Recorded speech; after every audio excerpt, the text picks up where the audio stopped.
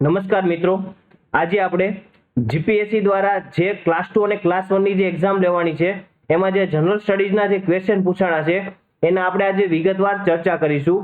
તો અહીંયા જે જાહેરાત નંબર 36 છે ત્યાર પછી 37 થી લઈને 106 સુધી અહીંયા જે આપવામાં આવેલા છે એમાં જે જનરલ સ્ટડીઝનું કોમન જે પેપર લેવાય છે એ કોમન પેપરમાં જીપીએસસી ના કયા પ્રકારના પ્રશ્નો પૂછાય છે અને કયા કયા વિષયમાંથી વધારે પૂછાણા છે એમની આપણે આજે ચર્ચા કરીશું જનરલ સ્ટડીઝની. તો જનરલ સ્ટડીઝના ક્વેશ્ચન આપણે સ્ટાર્ટ કરીએ તો સૌપ્રથમ ક્વેશ્ચન છે ભારતીય બંધારણ વિશે નીચેના વિધાન ધ્યાને લો. તો અહીંયા તમને બંધારણમાંથી પ્રશ્ન પૂછેલો છે તો એમાં જે ક્વેશ્ચન છે અહીંયા તમારે વિધાન ધ્યાને લેવાના છે. તો પહેલું સેન્ટેન્સ આપેલ છે રાજ્યના વડી અદાલતના મુખ્ય ન્યાયમૂર્તિ છે એમની નિમણૂક કોણ કરે છે? તો રાજ્યપાલ કરે છે, એવું એમણે સેન્ટેન્સ આપેલું છે. હવે આપણી જે હાઈકોર્ટ આવેલી છે અમદાવાદ સોલા ખાતે, હવે એના જે મુખ્ય ન્યાયાધીશ છે ચીફ જસ્ટિસ આપણા, તો એમની નિમણૂક કોણ કરે? તો રાષ્ટ્રપતિ કરે, રાજ્યપાલ નહીં. બરાબર, કોણ કરશે? તેના રાષ્ટ્રપતિ કરશે. તો અહીંયા આ વિધાન કેવું છે? સદંતર ખોટું છે. તો યાદ રાખજો, મુખ્ય ન્યાયમૂર્તિની નિમણૂક કોણ કરશે? તો આવશે પ્રેસિડેન્ટ કરે. ત્યાર પછી છે રાજ્ય જાહેર સેવા આયોગના અધ્યક્ષની નિમણૂક કોણ કરે છે? જે અત્યારે હાલમાં આપણા જીપીએસસી ના અધ્યક્ષ છે હસમુખ પટેલ સાહેબ, તો એમના જે અધ્યક્ષ છે તો એ અધ્યક્ષ તરીકેની નિમણૂક કોણ કરે છે? તો રાજ્યપાલ કરે. તો ત્યાં શું આવશે? આપણે ગવર્નર આવશે.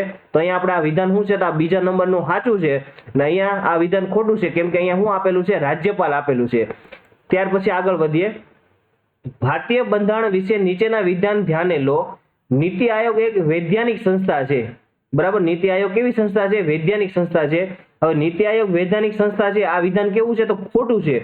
કેમ કે વૈધાનિક સંસ્થા કોને કહેવાય? તો સંસદના કાયદાથી બને. બરાબર, સંસદમાં કાયદો થાય અને કાયદાથી જો સંસ્થા સ્થાપિત થાય તો એવી સંસ્થાને શું કહેવાય? વૈધાનિક સંસ્થા કહેવાય. તો અહીંયા કાયદાથી, સંસદના કાયદાથી આ સ્થાપિત નથી, જેટલા માટે નીતિ આયોગને વૈધાનિક સંસ્થા નહીં કહેવાય, પણ કેવી કહેવાશે? કાર્યપાલક સંસ્થા કહેવાશે. એટલે કે આપણી એક્ઝિક્યુટિવ બોડી છે. નીતિ આયોગ કેવી છે? આપણી એક્ઝિક્યુટિવ બોડી છે, જેની રચના ક્યારે થઈ છે? 2015માં થઈ. નીતિ આયોગની રચના ક્યારે થઈ છે? 2015માં. ત્યાર પછી જીએસટી કાઉન્સિલિંગ એ કેવી સંસ્થા છે? તો બંધારણીય સંસ્થા છે. તો અહીંયા વિધાન કેવું આવશે? તો અહીંયા ફક્ત આવશે 2 નંબરનું વિધાન સાચું છે. જીએસટી કાઉન્સિલિંગ એ કઈ સંસ્થા છે? તો બંધારણીય સંસ્થા છે. જ્યારે નીતિ આયોગ જે છે એ વૈધાનિક સંસ્થા નથી, સંસદના કાયદાથી નથી, પણ કેવી સંસ્થા છે?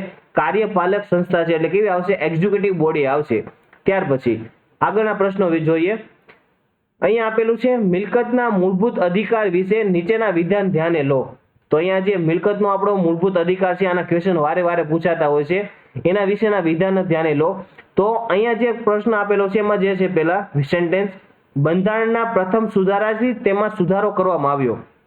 બંધારણનો આપણો પહેલો સુધારો થયો ત્યારથી તેમાં સુધારો કરવામાં આવ્યો. તો આ શું છે? તો સાચી વાત છે. તો અહીંયા આપણો વિધાન કેવું છે? તો સાચું છે.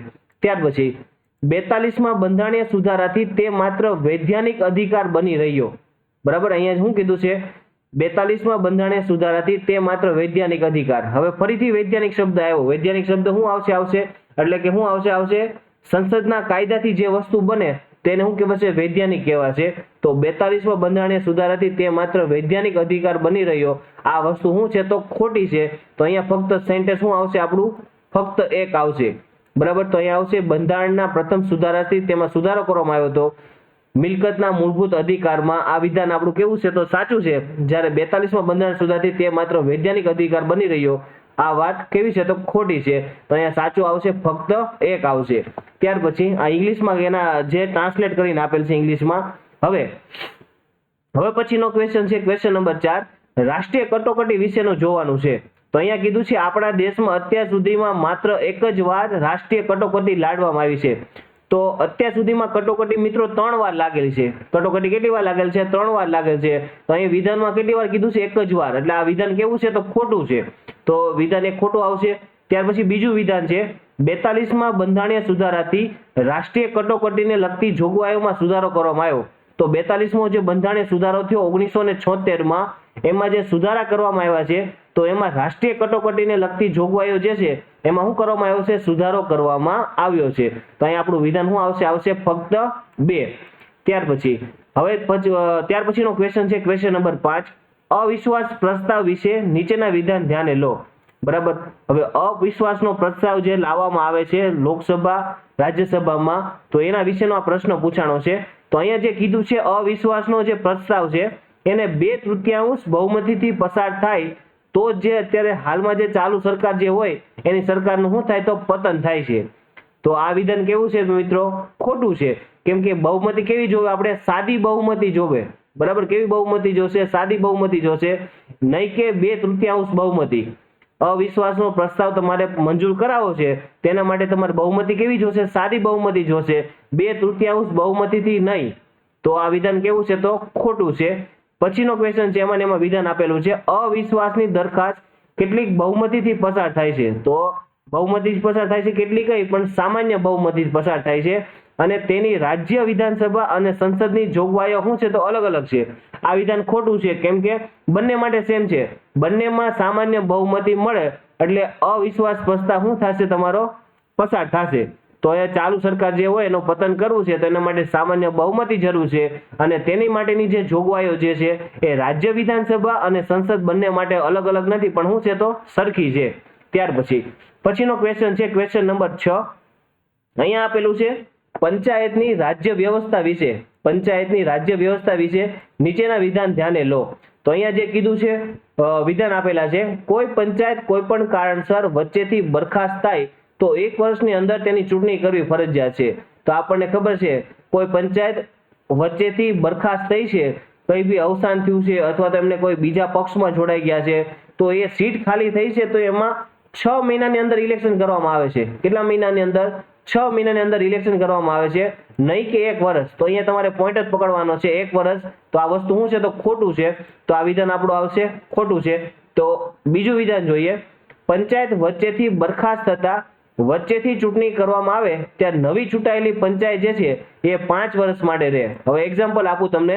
કોઈ એક પંચાયત છે જેને 3 વર્ષ એનો કાર્યકાળ પૂરો કર્યો અને ત્યાર પછી એ જતા રહ્યા અને ત્યાર પછી એ સીટનું 6 મહિનાની અંદર ઇલેક્શન થાય છે, એટલે કે 3.5 વર્ષની અંદર ઇલેક્શન થાય છે. તો હવે જે નવી છે પંચાયત આવી છે તો એ કેટલા સમય માટે કાર્ય કરશે? તો આવશે 1.5 યર, એટલે કે 1.5 વર્ષ માટે જ કામ કરશે. કેમ કે 5 વર્ષનો જે સમયગાળો હોય છે એમાં ભલે ગમે એટલી વાર બરખાસ્ત થાય છે પણ એ કાર્ય કેટલા માટે કરશે? એનો જે સમયગાળો વચ્ચેલો છે એટલા માટે તે કાર્ય કરી શકે છે, ત્યાર પછી નહીં. ખબર પડી ભાઈ? ફરી એકવાર કહી દઉં છું.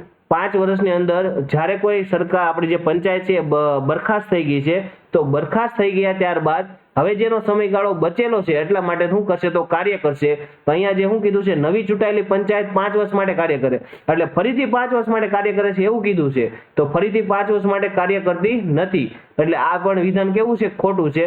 એટલે આન્સર આપવામાં આવ્યો છે બંનેમાંથી એક પણ નહીં. ત્યાર પછી આ એનું ઇંગ્લિશમાં ટ્રાન્સલેશન આપ્યું છે. હવે નીચેનામાંથી ક્ષેત્રોને ધ્યાને લો. હવે આમાં જે છે ભારતીય ઔદ્યોગિક ઉત્પાદનના સૂચકાંકના સંકલનમાં ઉપરોક્તમાંથી કેટલા ક્ષેત્રોનો સમાવેશ થાય છે? તો અહીંયા જે ભારતીય આપણા ઔદ્યોગિક ઉત્પાદનનો સૂચકાંક છે એમાં કોનો સમાવેશ થાય છે, તો આમાંથી કેટલાનો સમાવેશ થાય છે એની વાત કરી છે. તો અહીંયા મિત્રો તો અહીં જે ક્ષેત્રો આપવામાં આવ્યા છે એમાં જુઓ તો અહીંયા જે ખાણકામ છે એનો સમાવેશ થશે. ત્યાર પછી અહીંયા જે આપણો મેન્યુફેક્ચરિંગ જે છે એમનો સમાવેશ થશે અને કોનો સમાવેશ થશે? વીજળી જે છે એમનો સમાવેશ થશે. અહીં બાંધકામ જે છે અને ગેસ અને પાણી પુરવઠો જે છે એને ભારતમાં ઔદ્યોગિક ઉત્પાદનના સૂચકાંક છે એમાં સમાવેશ થતો નથી. બરાબર. આપણે મેન્યુફેક્ચરિંગને લઈ લઈએ છીએ, આપણે વીજળીને લઈ લઈએ છીએ 200 ગીગાવોટ 500 ગીગાવોટ તરીકે, આપણે ખાણકામ જે છે થાય છે, આપણું માઇનિંગ જે થાય છે એને પણ આપણે કન્સિડર કરી લઈએ છીએ. પણ અહીંયા આપણું કેટલું બાંધકામ થયું છે એને અને જે કોઈ આપણો ગેસ અને પાણી પુરવઠો જે છે એને ભારતમાં ઔદ્યોગિક ઉત્પાદનમાં સૂચકાંકમાં આપણે લેતા નથી. તો અહીંયા શું આવશે? આપણું ફક્ત 3 આવશે. ઉપરનામાંથી કેટલા છે? તો એક ખાણકામ અને બીજું મેન્યુફેક્ચરિંગ અને ત્રીજું કોણ આવશે? વીજળી આવશે. તો અહીંયા આપણો આન્સર આવશે ઉપરનામાંથી કેટલા ક્ષેત્રોનો સમાવેશ થાય છે? તો ફક્ત 3 ક્ષેત્રોનો સમાવેશ થાય છે. પછીનો ક્વેશ્ચન છે નીચે આપેલ કૃષિ પેદાશોમાંથી જે ભારત દ્વારા નિકાસ કરવામાં આવે છે એમાંથી એવી કઈ નિકાસ છે જે છેલ્લા 5 વર્ષમાં મૂલ્યની દ્રષ્ટિએ વિકાસમાં સૌથી વધુ હિસ્સો ધરાવે છે? તો અહીંયા આપેલા છે કાચો કપાસ છે, ઘઉં છે, એરંડાનું તેલ છે અને શું આવશે? બાસમતી ચોખા આવશે. અહીંયા આપણને પૂછ્યું છે કૃષિ વિકાસમાં સૌથી વધુ હિસ્સો ધરાવે છે. તો અહીંયા આપણો આન્સર શું આવશે મિત્રો? બાસમતી ચોખા આવશે. સોરી, તો અહીંયા આપણો આન્સર શું આવશે? બાસમતી ચોખા, કે જેને 5 વર્ષમાં મૂલ્યની દ્રષ્ટિએ વિકાસમાં સૌથી વધુ હિસ્સો ધરાવે છે. ત્યાર પછીનો જે ક્વેશ્ચન છે, ભારતીય તાજેતરમાં, તો અહીંયા જે પ્રતિનિધિત્વ વાળો જે છે આ પ્રશ્ન શું છે? તો કરંટ અફેરનો પ્રશ્ન છે, જે તમારે આગળ જે હસ્તાક્ષર કોઈ કરંટ અફેર જે તમારી એક્ઝામમાં આવશે એ નવું જ આવવાનું છે. તો આ કંઈ અત્યારે હાલ તો ચર્ચા નથી કરતા, આપણે આગળ વધીએ. ત્યાર પછી ક્વેશ્ચન નંબર 10 છે, નીચેના વિધાન ધ્યાને લો. હવે કીધું છે અહીંયા ભારતમાં ચોખા વાવેતર વિસ્તારના લગભગ 49% યોગ્ય રીતે સિંચાઈ થાય છે. તો ભારતનો જે ચોખ્ખો આપણો વિસ્તાર છે, વાવેતરનો જે વિસ્તાર છે, એમાંથી 49% શું છે? તો યોગ્ય રીતે સિંચાઈ થાય છે, એટલે કે ઇરિગેશન એમાં થાય છે. તો આપણું આ વિધાન કેવું છે? સાચું છે. બરાબર. પછી જે કીધું છે, ચોખ્ખા સિંચાઈ વાળા વિસ્તારમાં વર્ષોથી ધીમે ધીમે વધારો થયો છે. હા, તો આ વસ્તુ પણ શું છે? સાચી છે. કેમ કે સિંચાઈ વાળો વિસ્તાર છે, સરકારનો દિવસે ને દિવસે પ્રયત્નો વધતા જાય છે. આપણું જે નદીઓનું જોડાણ કરે છે, દિવસે ને દિવસે આપણી કેનાલો ડેવલપ થાય છે, ઘરે ઘરે ધોરિયાનું પાણી પણ આવે છે, અને ઓપન વેલ આપણા જે કુવા ને એ બધું પણ છે. તો એને લઈને દિવસે ને દિવસે શું છે? તો વર્ષોથી ધીમે ધીમે શું થયો છે? વધારો થયો છે. અને પછીનું સેન્ટેન્સ છે, ચોખ્ખા સિંચાઈ વાળા વિસ્તારોની ટકાવારીની દ્રષ્ટિએ ગુજરાત ટોપના 5 સિંચાઈ વાળા રાજ્યોમાં છે. તો આ વિધાન કેવું આવશે મિત્રો? આવશે ખોટું આવશે. કેમ કે અહીંયા જે આપણે પાણીની સમસ્યા થોડીક વધારે છે, જેને લઈને આપણે ગુજરાતના ટોપના 5 રાજ્યમાં નથી. આપણે પાણીની જે દ્રષ્ટિએ જે આપણે જે થઈ રહેવું જોઈએ એ આપણે થઈ રહે છે. અમુક એવા પ્રદેશો છે જે ડાંગ છે, જે ટ્રાઇબલના એરિયા છે, તો ત્યાં પછી છે આપણું સૌરાષ્ટ્ર છે, તો ત્યાં સિંચાઈનો થોડોક પ્રોબ્લેમ છે, જે ઉનાળામાં પડે છે. પણ જેની જગ્યાએ બીજા એવા પણ રાજ્યો છે જે સિંચાઈ વાળાની વિસ્તારની દ્રષ્ટિએ જે છે આપણે ટકાવારીની દ્રષ્ટિએ એ કેવા છે? તો ટોપ 5માં છે. તો અહીંયા આપણું ગુજરાત આવશે નહીં. તો આ વિધાન કેવું છે? ખોટું છે. તો એટલું યાદ રાખજો, ભારતમાં ચોખ્ખા વાવેતર વિસ્તારના લગભગ 49% યોગ્ય રીતે 49% જે છે એ યોગ્ય રીતે સિંચાઈ થાય છે. તો આ વિધાન કેવું છે? સાચું છે. અને ચોખ્ખા સિંચાઈ વાળા વિસ્તારમાં વર્ષોથી ધીમે ધીમે વધારો થઈ રહ્યો છે. તો આ પણ વિધાન કેવું છે? સાચું છે. ત્યાર પછી આગળના ક્વેશ્ચનની ચર્ચા કરીએ. હવે મત્સ્ય ઉદ્યોગની વાત કરી છે, તો ભારતના મત્સ્ય ઉદ્યોગ ક્ષેત્રે નીચેના વિધાન ધ્યાને લો. તો મત્સ્ય ઉદ્યોગ ક્ષેત્રની અહીંયા પ્રશ્નો આપેલા છે. તો અહીંયા છે, ભારત વિશ્વનો ત્રીજો સૌથી મોટો માછલીનો ઉત્પાદક દેશ છે. તો અહીંયા મિત્રો ત્રીજો નહીં આવે, પણ કેટલામાં આવશે? બીજો આવશે. બરાબર. અહીંયા જે છે આન્સર ખોટા આપવામાં આવેલા છે. અહીંયા ભારત વિશ્વનો ત્રીજો નથી, પણ ભારત વિશ્વમાં મત્સ્ય ઉદ્યોગમાં કેટલામ ક્રમે છે મિત્રો? બીજા ક્રમે છે. કેટલામ ક્રમે છે? બીજા ક્રમે છે. તો અહીંયા જે ક્વેશ્ચન આપવામાં આવે છે, અહીંયા આન્સર જે છે આ ખોટો છે, કેમ કે ફાઇનલ આન્સર કિંમાનો જે આન્સર જે છે એ સુધરી ગયેલ છે. તો અહીંયા ત્રીજો નહીં આવે. બરાબર. તો આ વિધાન કેવું છે? ખોટું છે. અંદાજે 3/4 માછલી ઉત્પાદન દરિયાઈ મત્સ્ય ઉદ્યોગ દ્વારા શું થાય છે? તો પ્રાપ્ત થાય છે. તો અહીંયા જે આપણું સેન્ટેન્સ આપવામાં આવ્યું છે કે 3/4 માછલી જે છે એ દરિયાઈ મત્સ્ય ઉદ્યોગ દ્વારા પ્રાપ્ત થાય છે. તો બધી જે માછલી જે અહીંયા વધારે પડતી જે કીધી છે એ દરિયાઈ મત્સ્ય ઉદ્યોગ દ્વારા કીધી છે. તો બધી જે માછલી જે છે એ દરિયાઈ મત્સ્ય ઉદ્યોગ દ્વારા 3/4 નું ઉત્પાદન થતું નથી, પ્રાપ્ત થતી નથી આપણને. આપણે ઇનલેન્ડ જે આપણી જે નદીઓ છે, કેનાલો છે, એમાંથી પણ મત્સ્ય ઉદ્યોગની પ્રવૃત્તિઓ થાય છે, ડેમમાં ને બધે, તો એમાંથી પણ થાય છે. તો એ જે થાય છે એ દરિયાઈ કરતા શું છે? તો વધારે છે. બરાબર. ઇનલેન્ડ આપણે જમીનની અંદરના ભાગમાં જે આપણા જળાશયો આવ્યા છે એમાંથી જે મત્સ્ય ઉદ્યોગ દ્વારા જે આપણને માછલી પ્રાપ્ત થાય છે એનું પ્રમાણ શું છે? તો દરિયાઈ કરતા વધારે છે. તો આ પેલું વિધાન ખોટું છે કે વિશ્વનો બીજા નંબરનો સૌથી મોટો માછલીનો ઉત્પાદક દેશ કયો? તો આપણો આવશે ભારત આવશે. ત્યાર પછી અહીંયા જે કીધું છે 3/4 મત્સ્ય ઉદ્યોગ જે પ્રવૃત્તિ છે એ દરિયાઈથી થાય છે. તો આ પણ શું છે? તો ખોટી છે. તો પેલું વિધાન અને બીજું વિધાન પણ શું છે? તો ખોટું છે. પછીનું છે, માછલીનું ઉત્પાદન અને નિકાસ સર્વકાલીન ઉચ્ચ સ્તરે પહોંચી છે. તો આ વિધાન બરાબર છે કે ભાઈ ઉત્પાદન છે અને એનું નિકાસ છે એ પણ આપણે કરીએ છીએ, તો એ ઉચ્ચ સ્તરે પહોંચી છે. હવે આ માછલી માટેની સરકારશ્રીની યોજના કઈ? તો આવશે પ્રધાનમંત્રી મત્સ્ય સંપદા યોજના હેઠળ સરકારનું લક્ષ્ય 2024-25 સુધીમાં મત્સ્ય ઉદ્યોગની નિકાસ કમાવાની જે છે એ ₹1 લાખ કરોડ સુધી વધારવાનું છે. બરાબર. તો આ સેન્ટેન્સ શું છે? તો સાચું છે. તો અહીંયા આપણે આવશે ફક્ત 3 અને 4 જે છે સેન્ટેન્સ આપણા એ સાચા છે, જ્યારે 1 અને 2 ખોટા છે. ખોટું એટલા માટે કે ભારત વિશ્વનો બીજા નંબરનો માછલી ઉત્પાદક દેશ છે, ને અહીંયા શું છે કે 3/4 માછલીનું ઉત્પાદન દરિયાઈ મત્સ્ય ઉદ્યોગ દ્વારા પ્રાપ્ત થાય છે. આ વિધાન ખોટું છે, કેમ કે ઇનલેન્ડ જે જળાશયો આવ્યા છે એનું જે ઉત્પાદન થાય છે એ દરિયાઈ કરતા શું છે? તો વધારે છે. ત્યાર પછીનું છે, હવે ક્વેશ્ચન નંબર 12 છે કુદરતી ખેતી, બરાબર, એટલે નેચરલ ફાર્મિંગ ની વાત કરવામાં આવી છે. કુદરતી ખેતી પરના રાષ્ટ્રીય મિશન વિશે નીચેના વિધાન ધ્યાને લો. બરાબર, આ કરંટ અફેરનો એક પ્રશ્ન થઈ ગયો છે. તો અહીંયા જે આ વિધાન જે છે, આ મિશનનો કુલ ખર્ચ રૂપિયા લગભગ 5 કરોડ છે. 5 કરોડ નથી, 3100 કરોડની આજુબાજુ આ જે મિશનનો ખર્ચો હતો, એના લીધે આ વિધાન કેવું છે તો ખોટું આપવામાં આવ્યું છે. બરાબર, તો કુદરતી ખેતી પરના રાષ્ટ્રીય મિશન વિશે વિધાન ધ્યાને લો. તો આ મિશનનો કુલ ખર્ચ જે છે એ ઓછો હતો, એટલે આંકડાકીય માહિતી તમારે યાદ રાખવાની હતી. ને બીજું છે, આ જે મિશન જે છે આધુનિક ખેતી પદ્ધતિઓ સાથે પૂર્વજોથી વારસામાં મળેલી ખેતીના મૂળ પરંપરાગત જ્ઞાનના મિશ્રણ પર ભાર મૂકે છે. બરાબર છે, આપણે નેચરલ ફાર્મિંગ કરીએ છીએ એ, અને અત્યારે જે જૂની કરતા હતા રૂઢિ આ પ્રમાણે એ, અને જે અત્યારે આપણે આધુનિક ખેતી પદ્ધતિ છે એ બંનેને જે છે આમાં કુદરતી ખેતી પરના જે રાષ્ટ્રીય મિશન છે એમાં શું છે તો આવરી લેવામાં આવેલું છે. તો આ વિધાન પણ આપણું શું છે તો સાચું છે, અને ઉપરનું વિધાન આપણું કેવું છે ખોટું છે. તો અહીંયા આપણો આન્સર આવશે ફક્ત 2. બરાબર, ત્યાર પછીનો ક્વેશ્ચન નંબર 13 છે આપણો દરિયા કિનારા વિશે વાત કરવામાં આવી છે. પહેલા તો ભારતીય સીમાઓ વિશે નીચેના વિધાન ધ્યાને લો. તો આપણી જે ભારતીય સીમા છે એના વિશેના નીચેના વિધાન ધ્યાને લો, એના ક્વેશ્ચન આપવામાં આવ્યું છે. તો અહીંયા કીધું છે ભારતીય મુખ્ય ભૂમિ સમૂહ સાથે દરિયાઈ સીમા લગભગ કેટલી છે તો 6100 કિલોમીટર છે. તો અહીં જે આપણો હિન્દ મહાસાગર છે, અરબ સાગર છે, પછી બંગાળની જે આપણી ખાડી છે, તો ત્યાં જે આપણી ભૂમિ સમૂહ સાથે દરિયાઈ સીમા જે છે એ કેટલી છે 6100 કિલોમીટર છે.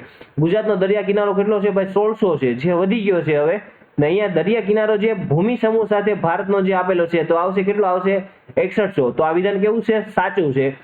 પાકિસ્તાન અને અફઘાનિસ્તાનની સીમાને ડુરંડ રેખા જે છે કહેવામાં આવે છે. બરાબર, તો અહીંયા યાદ રાખજો, પાકિસ્તાન અને અફઘાનિસ્તાનની સીમાને શું કહેવાય છે તો ડુરંડ રેખા તરીકે ઓળખવામાં આવે છે. હવે એવું કીધું છે, હવે આપણે જો આંદામાન નિકોબારને પણ કન્સિડર કરી લઈએ, લક્ષદ્વીપને પણ કન્સિડર કરી લઈએ, તો આપણો જે દરિયા કિનારો જે છે એ કેટલા કિલોમીટર થઈ જાય છે 7500 કિલોમીટર થઈ જાય છે.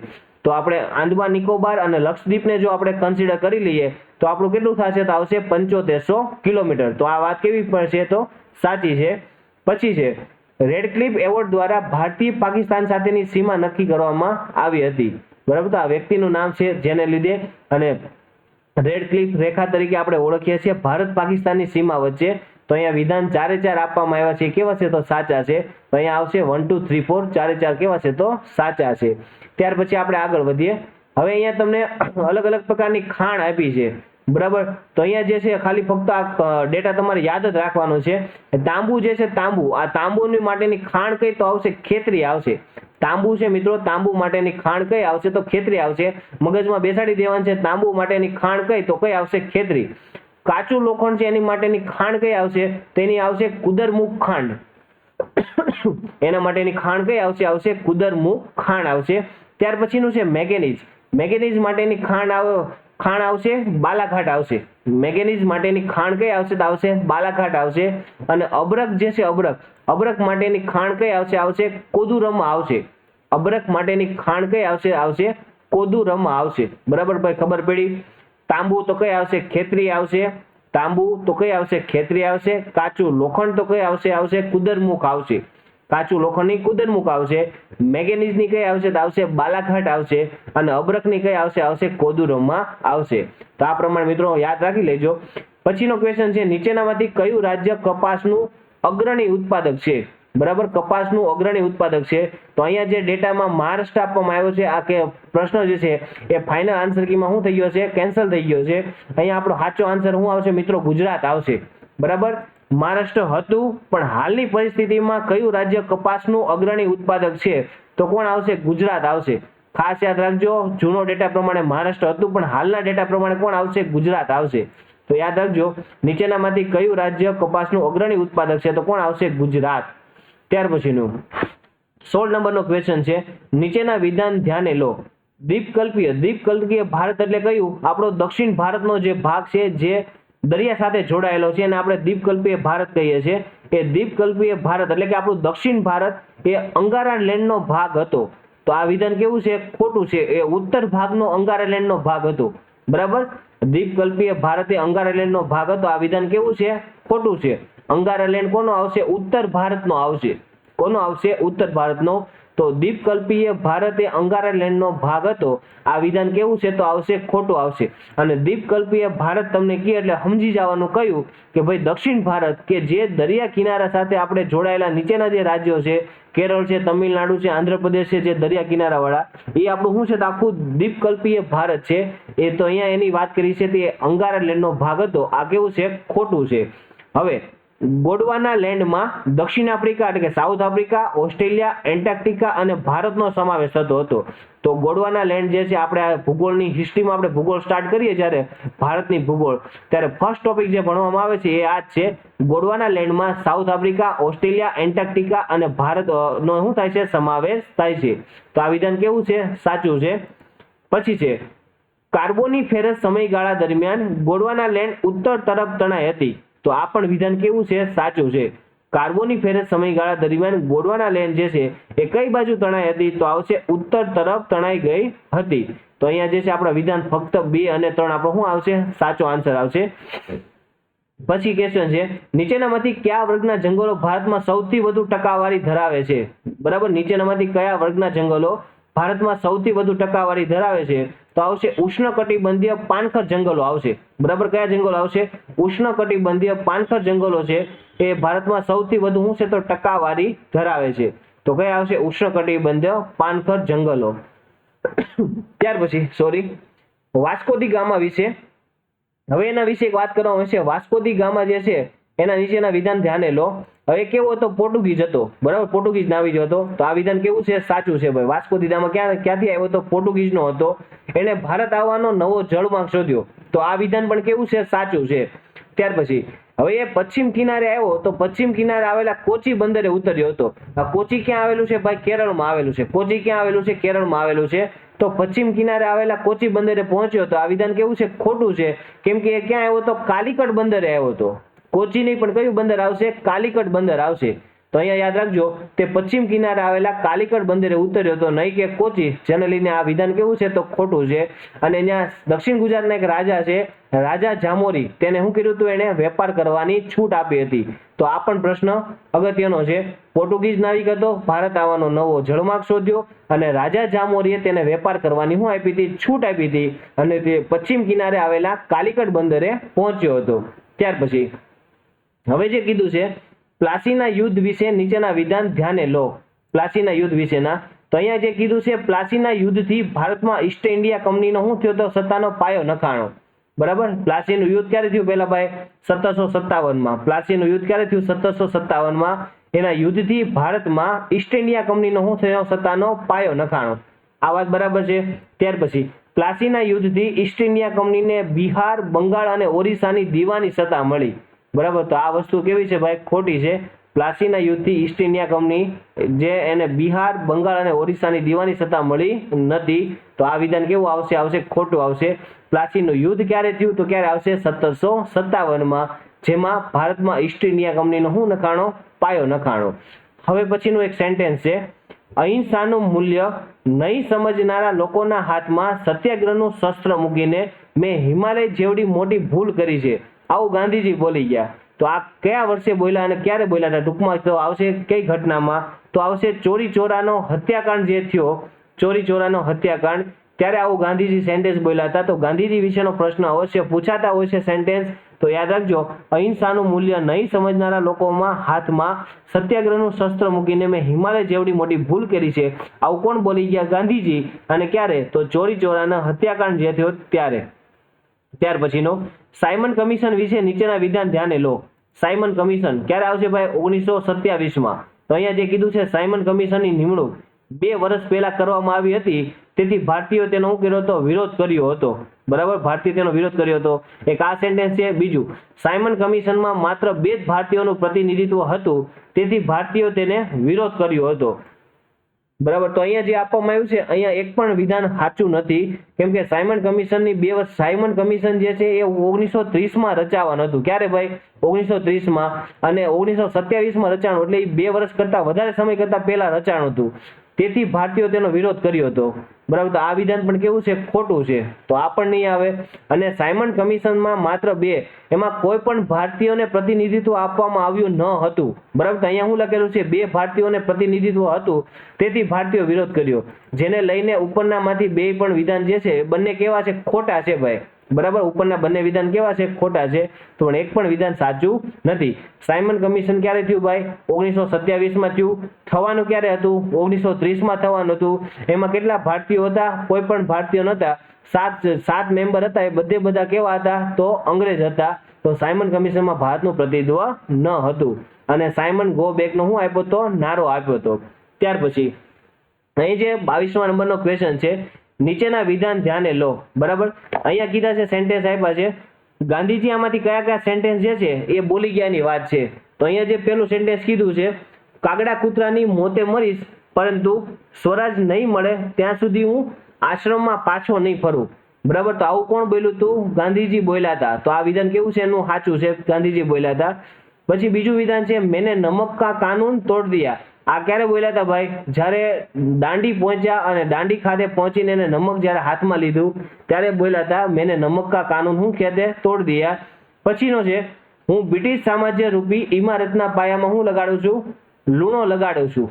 બરાબર, તો આ પણ કોણે કીધું હતું? ગાંધીજી બોલ્યા હતા. અને ત્યાર પછી સ્વરાજ મારો જન્મસિદ્ધ હક છે અને તેને હું લઈને જ હું જંપીશ. બરાબર, તો આ જે સેન્ટેન્સ આપેલ છે એ ગાંધીજી આપેલું નથી, પણ કોનું છે? બાળ ગંગાધર તિલકનું છે. બરાબર, કોનું આવશે ભાઈ? બાળ ગંગાધર તિલકનું છે. સ્વરાજ મારો જન્મસિદ્ધ હક છે અને તેને હું લઈને હું લઈને જ જંપીશ. આ કોણે કીધું હતું? બાળ ગંગાધર તિલકે કીધું હતું. તો અહીંયા જે તમને કીધું હતું, ગાંધીજીએ દાંડી કૂચ આંદોલન થયું છે આપણું 1930માં, એ વખતે દાંડી કૂચમાં જે એને સેન્ટેન્સ આપેલ હતા, વચનો આપેલ હતા, એ બધા કયા? તો કાગડા કૂતરાના મોતે મરીશ પરંતુ સ્વરાજ નહીં મળે ત્યાં સુધી આશ્રમમાં પાછો નહીં ફરું, મેને નમક કા કાનૂન તોડ દિયા, ને હું બ્રિટિશ સામ્રાજ્ય રૂપી ઇમારતના પાયામાં હું લગાડું છું? લૂણો લગાડું છું. અને સ્વરાજ મારો જન્મસિદ્ધ હક છે. આવું કોણ બોલી ગયા હતા? તો આવશે બાળ ગંગાધર તિલક આવશે. પછી સિંધુ ખીણની સંસ્કૃતિ વિશેના પ્રશ્નો જે પૂછાતા હોય છે, એમાંથી સિંધુ ખીણની સંસ્કૃતિ વિશે નીચેના વિધાન ધ્યાને લો. તો એમાં છે, ધોળાવીરામાં પાણીના શુદ્ધિકરણની વ્યવસ્થા હતી. હા ભાઈ, ધોળાવીરા ક્યાં આવ્યું? કચ્છમાં આવ્યું છે. તો ધોળાવીરામાં પાણીની શુદ્ધિકરણની વ્યવસ્થા હતી. આ વિધાન કેવું છે? તો સાચું છે. લોથલ તે સમયનું સમૃદ્ધ બંદર હતું. તો આ પણ વિધાન કેવું છે? સાચું છે. તો લોથલની શોધ ક્યારે થઈ? 1954માં. તો એ જે લોથલ જે છે એ સમયનું શું હતું? સમૃદ્ધ બંદર હતું. તો આ બંને વિધાન કેવા છે? તો સાચા છે, સિંધુ ખીણની સંસ્કૃતિના. ત્યાર પછીનો વેદો વિશેનો ક્વેશ્ચન છે. વેદો વિશે નીચેના વિધાન ધ્યાને લો. અહીં જે કીધું છે, સામવેદ એ સંગીતની ગંગોત્રી કહેવાય છે. ભાઈ પેલા આપણા વેદો કેટલા? 4 વેદ. બરાબર, કયા કયા આવશે? ઋગ્વેદ, સામવેદ, અર્થવેદ અને એક આવશે યજુર્વેદ આવશે. તો સામવેદને જે છે એ સંગીતની ગંગોત્રી કહેવાય છે, ને અર્થવેદ જે છે એ યજ્ઞનો વેદ કહેવામાં આવે છે. તો યજ્ઞનો વેદ કોને કહેવામાં આવે છે? યજુર્વેદને કહેવામાં આવે છે. બરાબર, અર્થવેદને નહીં. કોને કહેવામાં આવે છે ભાઈ? યજુર્વેદ છે એને યજ્ઞનો વેદ કહેવામાં આવે છે. અર્થવેદ જે છે એમાં તો શું છે? તો આપણું સ્વાસ્થ્ય, આરોગ્ય જે છે એની વાત કરવામાં આવી છે અર્થવેદમાં, પણ યજ્ઞનો વેદ કહેવામાં આવતો નથી. તો સામવેદને સંગીતની ગંગોત્રી કહેવાય છે. આ વિધાન કેવું છે? સાચું છે. અને અર્થવેદ જે છે એને યજ્ઞનો વેદ કહેવાય છે. આ વિધાન કેવું છે? આવશે ખોટું. કે એને કોને કહેવાય છે? યજુર્વેદ છે એને યજ્ઞનો શું કહેવાય છે? વેદ કહેવામાં આવે છે. પછીનો મસ્ત મજાનો ક્વેશ્ચન છે. હવે અહીંયા જે તમને ખાલી જગ્યા આપી છે તેમાં ખાલી જગ્યા પૂરતી જવાની છે. તો તમે પહેલા સૌપ્રથમ અમદાવાદમાં ગયા, તો અમદાવાદમાં જઈને મેં ખાલી જગ્યા જોયું. તો અમદાવાદમાં જામા મસ્જિદ, હઠીસિંહના ડેરા, સીદી સૈયદની જાળી અને ઝૂલતા મિનારા. તો એમાંથી પછીનું સેન્ટેન્સ કરશો એટલે તમારે સેટ થઈ જશે. પછી હું મુનસર તળાવ જોવા માટે ક્યાં ગઈ? તો ક્યાં આવશે? ધોળકા, વિરમગામ, પાટણ કે વડોદરા? તો મુનસર તળાવ તમને ક્યાં જોવા મળશે મિત્રો? વિરમગામમાં જોવા મળશે. મુનસર તળાવ તમને ક્યાં જોવા મળશે? વિરમગામમાં. તો હઠીસિંહના ડેરા, અમદાવાદમાં હઠીસિંહના ડેરા જોઈને હું મુનસર તળાવ જોવા માટે ક્યાં ગઈ? તો વિરમગામ ગઈ. અને પછી મને પાટણનું શું જોયું? તો સહસ્ત્રલિંગ તળાવ વધારે મને ગમ્યું. બરાબર, ત્યાર પછી પહેલા અમદાવાદ ગઈ, ત્યાર પછી મુનસર તળાવ જોવા માટે ક્યાં ગઈ? તો વિરમગામ ગઈ. અમદાવાદના વિરમગામમાં મુનસર તળાવ આવેલું છે. પછી ત્યાંથી હું ગઈ તો પાટણ ગઈ, તો પાટણમાં કયું તળાવ છે? તો પાટણમાં છે સહસ્ત્રલિંગ તળાવ છે, તો એ મને વધારે ગમ્યું. ને ત્યાંથી પછી ક્યાં ગયા? તો અશોકનો શિલાલેખ જોવા માટે. તો અશોકનો શિલાલેખ ક્યાં આવ્યો ભાઈ? જુનાગઢમાં આવ્યો. તો અશોકનો શિલાલેખ જોવા માટે ક્યાં ગયા? તો જુનાગઢ ગયા. અને જુનાગઢ જોયા પછી ત્યાર પછી હું ત્યાં મેં શું જોયું? મહાબત ખાનનો શું જોયો? તો મકબરો જોયો. ત્યાં જઈને હું પછી જોયું? મહાબત ખાનનો શું જોયો? તો મકબરો જોતી આવીશ. ખબર પડી ભાઈ? પેલા અમદાવાદમાં હઠીસિંહના ડેરા, મુનસર તળાવ, તો વિરમગામ, પાટણ તો સહસ્ત્રલિંગ, અશોકનો શિલાલેખ તો જુનાગઢ, અને જુનાગઢમાં ત્યાં ગયા તો છેલ્લે શું જોયું એને? મહાબત ખાનનો શું જોયો? મકબરો જોયો. તો આટલું યાદ રાખો એટલે આ તમારો ક્વેશ્ચન તમને આન્સર સાચો પડી જાય. પછી આપણા ગુજરાતના મેળા વિશેની વાત થઈ છે. તો ભાદરવી પૂનમનો મેળો જે છે એ બનાસકાંઠા જિલ્લામાં અંબાજીમાં ભરાય છે. સાચી વાત છે. અંબાજી ખાતે દર વર્ષે મેળો ભરાય છે. ક્યારે? તો ભાઈ ભાદરવી પૂનમના રોજ, જ્યાં વિશ્વયંત્રને શું આવે છે? પૂંજવામાં આવે છે. ગોળ ગધેડાનો મેળો છોટા ઉદેપુર જિલ્લાના ગરબાડામાં ભરાય છે. છોટા ઉદેપુર નહીં આવે, શું આવશે? દાહોદ આવશે. દાહોદના ગરબાડા ખાતે ભરાય છે. આ વિધાન કેવું છે? ખોટું છે. વોઠાનો મેળો ખેડા જિલ્લાના ધોળકામાં ભરાય છે. તો વોઠાનો મેળો જે છે એ 7 નદીઓના સંગમ સ્થાન પર ભરાય છે. અહીંયા ધોળકામાં ભરાતો નથી. ક્યાં ભાઈ? ધોળકામાં ભરાતો નથી. તો આ વિધાન કેવું છે? ખોટું છે. વોઠાનો મેળો જે છે 7 નદીઓનો સંગમ સ્થાન થાય છે ત્યાં ભરાય છે. તો એ જગ્યા જે છે અહીંયા ધોળકા ખાતે નથી. તો આ પણ વિધાન કેવું છે? ખોટું છે. ત્યાર પછી અહીં જે આપવામાં આવ્યું છે તમને, મીરા દાતારનો મેળો જે છે, મીરા દાતારનો મેળો જે છે એ મહેસાણાના ઉનાવામાં ભરાય છે. મીરા દાતારનો મેળો જે છે મહેસાણાના જિલ્લાના ઉનાવામાં ભરાય છે. આ વિધાન કેવું છે ભાઈ? સાચું છે. મહેસાણાના ઉનાવા ખાતે મીરા દાતારનો મેળો ભરાય છે. ત્યાર પછી કીધું છે ભાગુરિયાનો મેળો જે છે એ છોટા ઉદેપુર જિલ્લાના કવાંટમાં ભરાય છે. તો ભાગુરિયાનો મેળો ક્યાં ભરાય છે? છોટા ઉદેપુર. અને છોટા ઉદેપુર જિલ્લાના ક્યાં આવશે? તો આવશે કવાંટ ખાતે ભરાય છે. ક્યાં ભરાય ભાઈ? કવાંટ ખાતે ભરાય છે. તો યાદ રાખજો. ને છોટા ઉદેપુરમાં તમને કોણ જોવા મળશે? રાઠવા જોવા મળશે. તો બીજું એક યાદ રાખો જોડે જોડે. તો અહીંયા વિધાન આવશે આપણું પહેલું સાચું છે, ચોથું સાચું છે અને પાંચમું સાચું છે. ભાદરવી પૂનમનો મેળો ક્યાં ભરાય? અંબાજીમાં.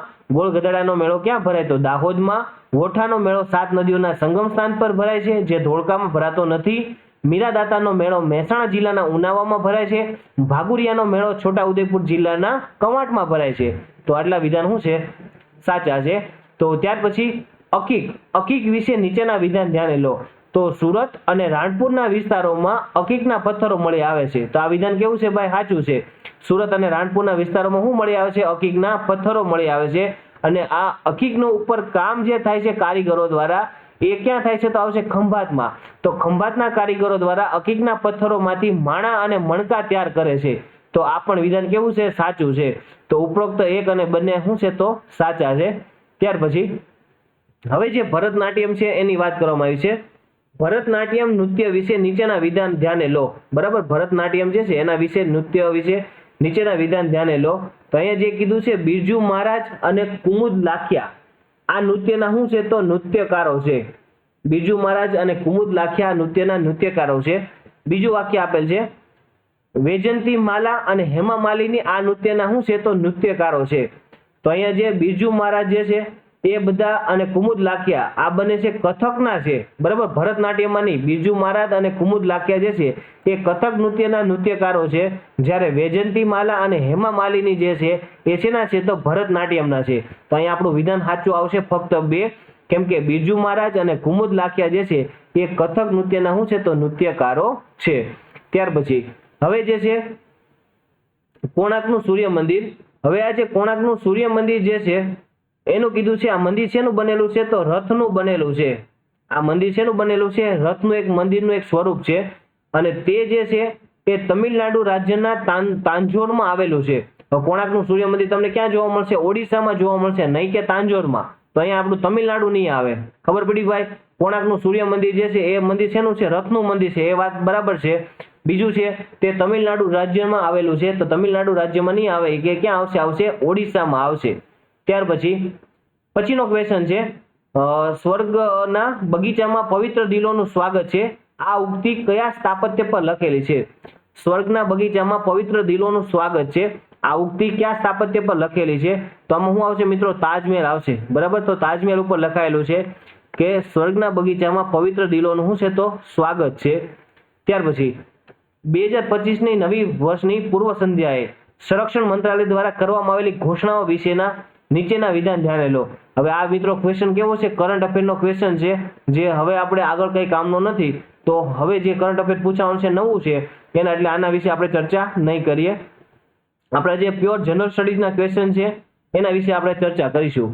હવે જે આ બધા પ્રશ્નો જે છે નીચેના પૈકી કયા રાજ્યમાં 2 પ્રખ્યાત સ્થળો જોડીને, તો આ પણ કરંટ અફેરના જે 15 પ્રશ્નો પૂછાય છે આ બધા એક ક્વેશ્ચન છે. આ બધા તાજેતરના જે પ્રશ્નો પૂછાણા છે કરંટ અફેરમાં. તમારે જે કોઈ એક્ઝામ પૂછાય આવે છે તો એક્ઝામમાં લાસ્ટ 6 મહિનાનું કરંટ અફેર તમે જીપીએસસી માં કરો છો એટલે બહુ ઇનફ રહે છે. ત્યાર પછી હવે જે ક્વેશ્ચન પૂરા થઈ ગયા ત્યાર પછીના હવે પાછા આપણા સાયન્સ અને ટેકનોલોજીમાંથી પ્રશ્નો શરૂ થયા છે. તો અહીંયા આપેલું છે નીચેનામાંથી કયું ઘરગથ્થુ, આપણી ઘરે જે રેફ્રિજરેટર જે આપણું વપરાય છે એમાં રેફ્રિજરન્ટ જે વપરાય છે એ કયું છે? બરાબર, તો અહીંયા તમને આપેલા છે એમોનિયા છે, ટેટ્રા ફ્લોરોઇથેન છે, ક્લોરોફ્લોરોકાર્બન છે અને સલ્ફર ડાયોક્સાઇડ છે. તો અહીંયા જે ઘરગથ્થુ રેફ્રિજરન્ટ છે એમાં આપણું કયું વપરાય છે? તો આવશે R134A. તમારા ઘરે જે તમે રેફ્રિજરન્ટ છે એમાં તમે જોશો તો તમને આ સિમ્બોલ તમને જોવા મળશે. તેને શું કહેવાશે? ટેટ્રાફ્લોરોઇથેન કહેવાશે. એને શું કહેવાશે? ટેટ્રાફ્લોરોઇથેન. ત્યાર પછી હવે જે વાત થઈ છે સિક બિલ્ડિંગ સિન્ડ્રોમ મુખ્યત્વે શાના કારણે થાય છે? હવે આ તમે સિક એટલે શું આવશે ભાઈ? બીમારની વાત છે. સિક એટલે શું છે? બીમારીની કઈ વાત છે. બિલ્ડિંગ સિન્ડ્રોમ જે છે હવે એ આપણને જે કોઈ વ્યક્તિને થાય તો એ શેના કારણે થાય છે? સિક બિલ્ડિંગ સિન્ડ્રોમ શેમાં થાય છે કોઈ? તો હવે એ શેના કારણે થાય? તો બિલ્ડિંગમાં નબળી માળખાકીય સ્થિરતાને કારણે થાય. એ બિલ્ડિંગ નબળી તો એના લીધે નહીં આવે ભાઈ. બરાબર, ઇમારતની અંદર કુદરતી પ્રકાશનો અભાવ કે સૂર્યપ્રકાશ નથી આવતો એના લીધે થાય તો એ પણ વસ્તુ શું છે? તો ખોટી છે. મકાનમાં ઉચ્ચ અવાજનું સ્તર હોય તો એના લીધે થાય, પણ એ વસ્તુ પણ શું છે? તો ખોટી છે. હવે જ્યારે અહીં તમારે સિકની વાત છે તો સિકમાં તમારે યાદ શું રાખવાનું છે કે કઈ ભાઈ કોઈ એવી વસ્તુ છે જેના લીધે થાય છે. તો અહીંયા જે નબળી વેન્ટિલેટર, જે આપણો પવન આવવાની વેન્ટિલેશનની આપણી જે જગ્યાઓ છે એ જગ્યાઓમાં જૈવિક, રાસાયણિક અને ભૌતિક દૂષકોનો જે સંપર્ક થાય તો એના લીધે શું થાય? તો સિક બિલ્ડિંગ શું થાય? તો સિન્ડ્રોમ થાય. બરાબર, નબળી વેન્ટિલેટેડ જગ્યાઓમાં જૈવિક, રાસાયણિક અથવા ભૌતિક દૂષકોનો સંપર્ક થાય તો શું થાય? તો સિક બિલ્ડિંગ શું થશે? સિન્ડ્રોમ થશે. તો યાદ રાખજો મિત્રો. પછીનો છે હવે પ્રકાશના જે આપણા 7 ઘટક આવે છે, જાની વાલી પીનારા આપણે જે વાત કરીએ છીએ એ 7 ઘટક વિશેની વાત કરવામાં આવી છે. તો જાની વાલી પીનારા, તો આ બાજુ જા આવશે ને પેલી બાજુ શું આવશે? લા આવશે. જાંબલી અને બીજી બાજુ એટલે કે જાંબલી આપણે શું કહેવાય? વાદળી કહીએ આપણે, વાયોલેટ. એ વાયોલેટ અને બીજી બાજુ કયો આવશે? આપણો રેડ કલર આવશે. તો અહીંયા જે વાત કરવામાં આવી છે ઓછી તરંગ લંબાઈને કારણે વાદળી પ્રકાશમાં પીળા પ્રકાશ કરતા શું હોય છે? તો વધારે ઉર્જા હોય છે. તો આ બાજુ મિત્રો વાદળી પ્રકાશ છે આપણો, વાદળી પ્રકાશ, એ વાદળી પ્રકાશની તરંગ લંબાઈ શું છે? વાદળી પ્રકાશની તરંગ લંબાઈ જે છે ઓછી છે.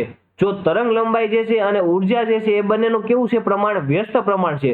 જો તરંગ લંબાઈ ઓછી તો એની ઉર્જા કેવી હશે? વધારે હશે. તરંગ લંબાઈ ઓછી તો એની ઉર્જા શું હશે? વધારે છે. તો ઓછી તરંગ લંબાઈ છે વાદળી પ્રકાશની તો એને લીધે એની ઉર્જા શું હશે? તો વધારે છે. તો પેલું વિધાન શું છે? સાચું છે. બધા રંગો પૈકી લાલ પ્રકાશમાં સૌથી ટૂંકી તરંગ લંબાઈ અને સૌથી વધુ ઉર્જા હોય છે. હવે લાલ પ્રકાશ છે, લાલ પ્રકાશની શું છે? તમે નરી આંખે દૂર સુધી તમે જોઈ શકો છો તો એની ટૂંકી તરંગ લંબાઈ નથી, પણ કેવી છે? એની બહુ લાંબી સુધી શું છે? તરંગ લંબાઈ છે. પરંતુ એની જે ઉર્જા જે છે એ કેવી હોય છે? ઓછી હોય છે. એની તરંગ લંબાઈ વધારે તો એની ઉર્જા કેવી હોય છે? ઓછી હોય છે. ત્યાર પછી જાંબલી પ્રકાશ દ્રશ્યમાન સ્પેક્ટ્રમમાં સૌથી લાંબી તરંગ લંબાઈ ધરાવે છે. બરાબર, તો જાંબલી પ્રકાશ સૌથી લાંબી તરંગ લંબાઈ નહીં, ઓછી તરંગ લંબાઈ ધરાવે છે. બરાબર, આપણે જાની વાલી પીનારા હમણાં જે કીધું તો જાંબલી પ્રકાશ દ્રશ્યમાન સ્પેક્ટ્રમમાં સૌથી લાંબી તરંગ લંબાઈ ધરાવે છે. તો લાંબી મિત્રો આવશે ની કેવી આવશે? ઓછી આવશે. એની ઉર્જાની વાત થાય તો ઉર્જા એની શું આવશે? વધારે આવશે. બરાબર, ઉર્જા શું આવશે? વધારે આવશે. પછી કીધું છે લીલો પ્રકાશ જે છે એ દ્રશ્યમાન સ્પેક્ટ્રમની સૌથી બહારની ધારે હોય છે. લીલો પ્રકાશ જે છે દ્રશ્યમાન સ્પેક્ટ્રમની સૌથી બહારની ધારે હોય તો બહાર નથી હોતો. જાની વાલી પીનારા, આ બાજુ જાંબલી હોય છે. પીનારા તો છેલ્લે કયો હોય છે? આપણો રેડ હોય છે. તો એ બહાર હોતો નથી.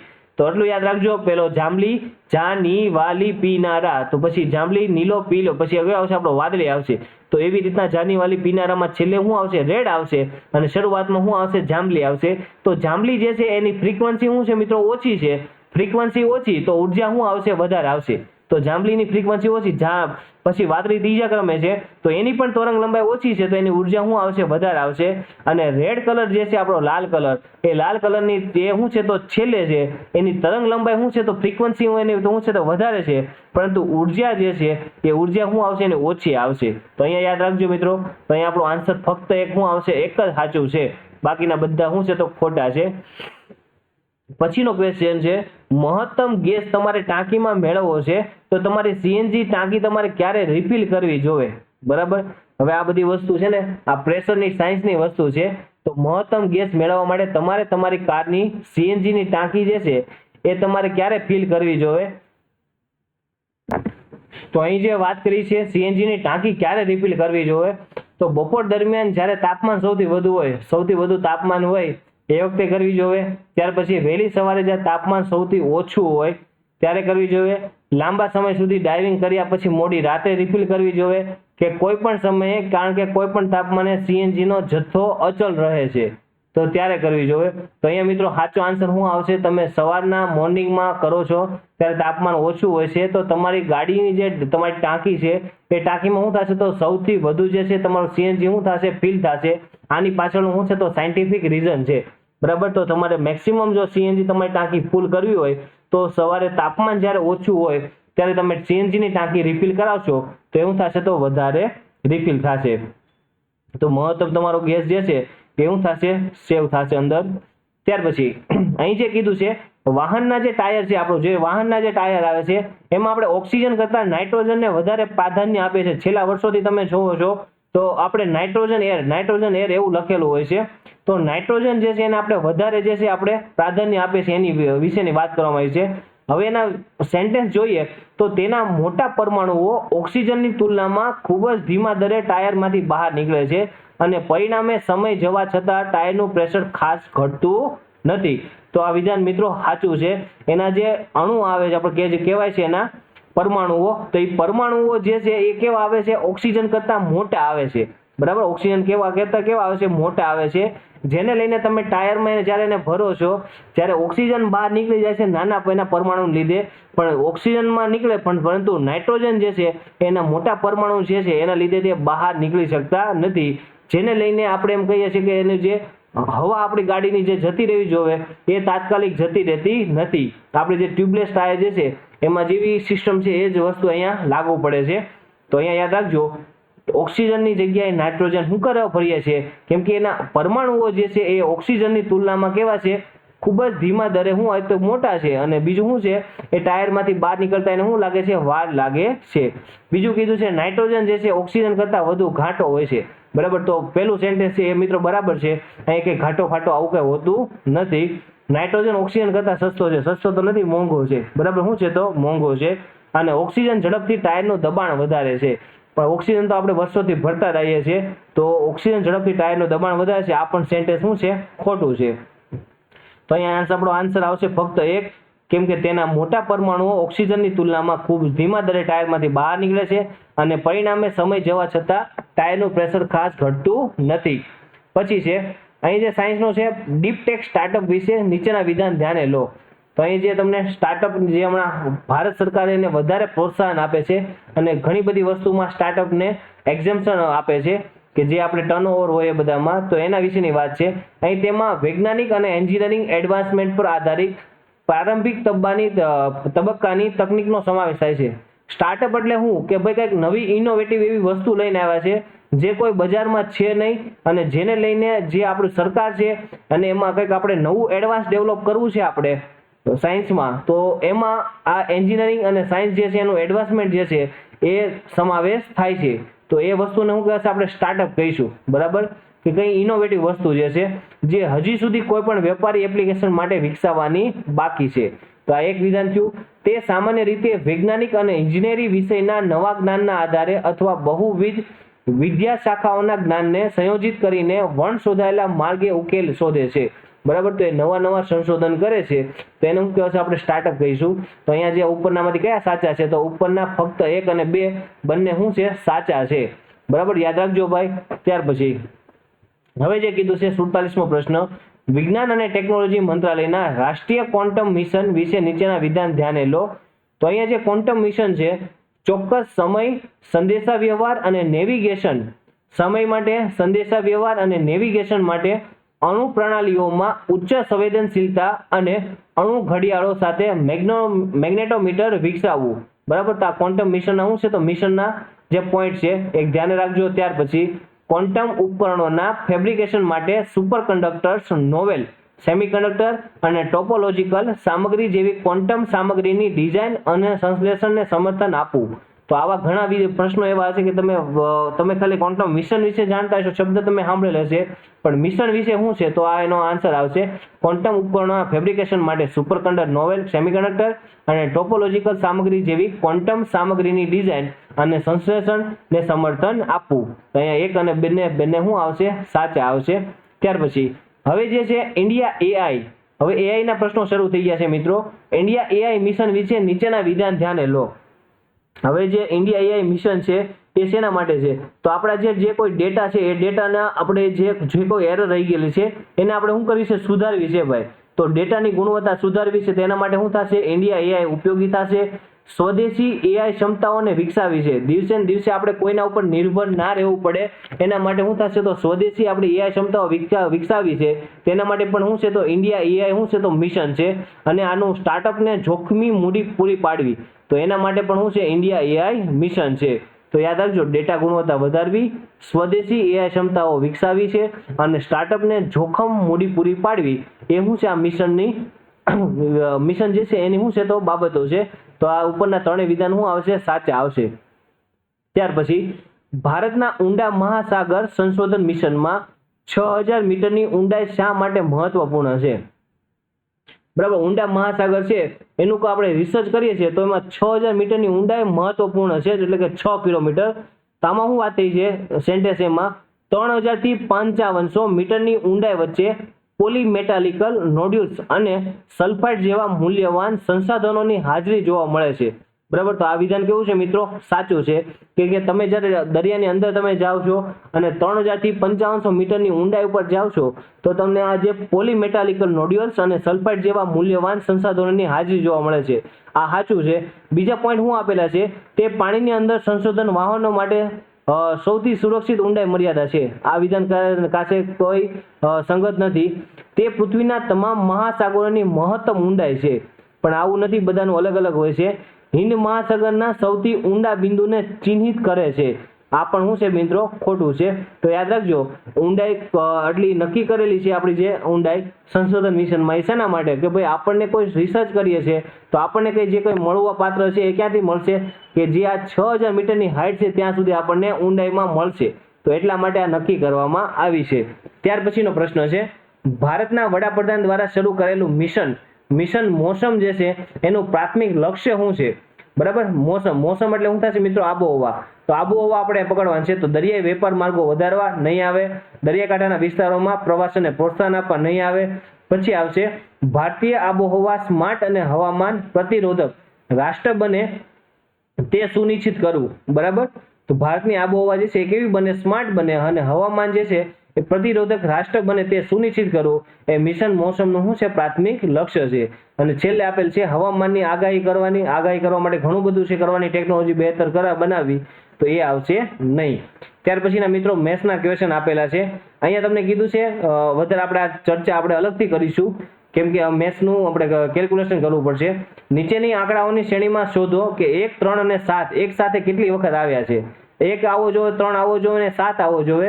એમાં જે 7 જે છે એ સેન્ટરમાં આવવો જોઈએ અને 1 અને 3 જે છે બંને બાજુ આવવા જોઈએ. તો અહીંથી તમે જોતા જશો આ લાઈનમાં, તો અહીંયા તમે જોશો તો અહીંયા જોજો 7 વચ્ચે છે, તો આ 1 થઈ ગયું, 1, 7 અને 3. ત્યાર પછી આગળ વધો, ત્યાર પછી તમને જોવા મળશે અહીંયા 7, 1, 7 અને 3. ત્યારથી તમે ફરીથી આગળ આવો છો ને ફરીથી અહીંયા જોવા મળશે 1, 7 અને 3. તો એવી રીતના 1, 7 સેન્ટરમાં આવતું હોય, 1 અને 3 જે છે બંને બાજુ આવતા હોય, એવું કેટલી વખત આવે છે, 3 વખત આવે. કેટલી વખત આવશે, 3 વખત. અહીંયા આપણો આન્સર શું આવશે, 3 આવશે. તો એવી રીતના બધા મેથ્સના પ્રશ્નો જે છે એ આપણે શું કરવાના છે, સોલ્વ કરવાના છે.